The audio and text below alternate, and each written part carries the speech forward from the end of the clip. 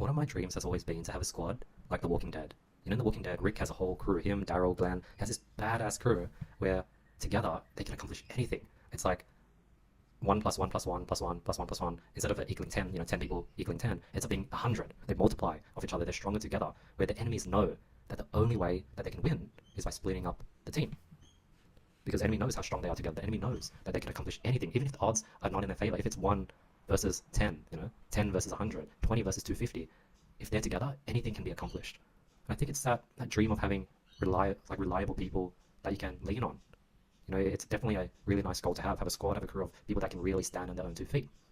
But what I'm learning is that you have to earn that. Like Rick earned that crew. He had to go through many people going, betraying him, dying. Like he ran through so many people to get to his current crew. So I think in life, I'm going to have to keep growing and becoming a better version of myself. Like if I want to attract cool people, I have to be someone that's worth sort of following or worth sort of being friends with. And the people that are really talented, really strong, really independent, they're only going to follow or want to be with someone that's that times 10. So it's, if you look at The Walking Dead, he's the G, he's the leader, he's probably 10x every individual member. So from a first glance, it seems like Rick has all these people that can, have his back, a bunch of right hands, left legs, right leg, but he's actually the main dude. Like all these people are sort of like 1/10 of what he brings, but it seems like he has this even sort of team where everyone is equal. But if you really look at it, if you look at each member individually, no one comes close to Rick. Like Rick as an individual will still crush it in The Walking Dead.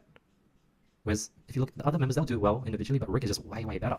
So I guess there's that misconceived notion of like, hey, become a G and you attract other Gs. It's more like become 10 Gs and then you attract Gs. Let me rephrase that. Become 10 times what you wish to attract. Like if I'm wanting to attract people that are really strong, really independent, really reliable, I gotta be 10 times that. Because if I'm just as reliable as they are, why would they want to follow me? Why would they want to sort of follow my lead? Now let's say if I was only twice as independent as they are, so that means they're half as independent. They're still freaking independent. The only reason why an independent person would want to follow someone and become dependent on someone is if that person is 10 times better, stronger than them. So I think in conclusion, yes, The Walking Dead is something I crave for, and I want that crew, someone I can really rely on and really sort of know has my back, and I can give them tasks, and I know that they can handle it, and I can trust them. But I need to become way, way better. Like, it's been a while since I've been traveling on my own, so I'm going to go on this solo road trip for my 26th birthday. And yeah, I want to go through a phase of just working on myself a lot more. Last year, the 6 months prior, I went through a big phase of just networking, meeting people, making friends. But that's plateaued, and I think I'm going to have to go back to just working on myself and becoming a better version of myself if I want to attract the people I want to attract.